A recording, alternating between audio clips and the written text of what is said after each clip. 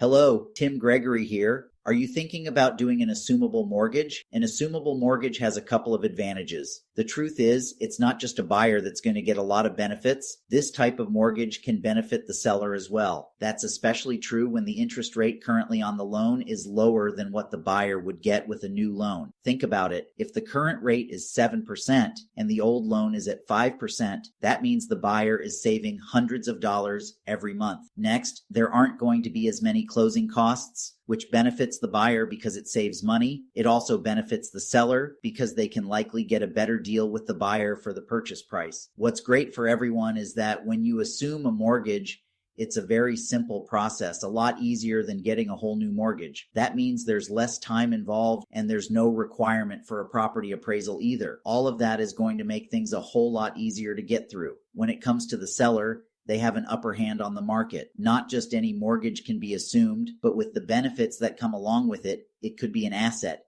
It could make a homeowner more interested in buying the house. On the other hand, you should always consider the drawback. As with anything, there will be situations where this isn't the best option for a buyer.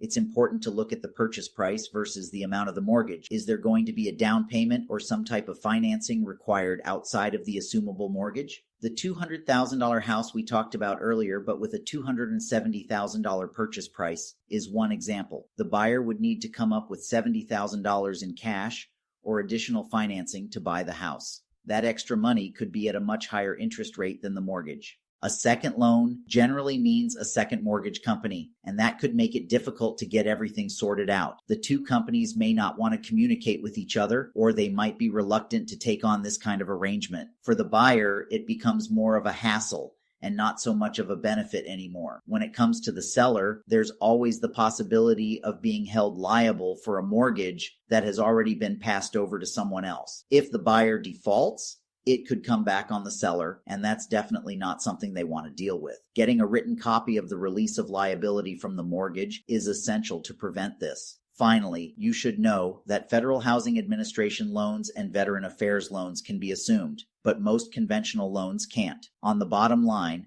when it comes down to it, it's entirely possible that an assumable mortgage will be the best option for you.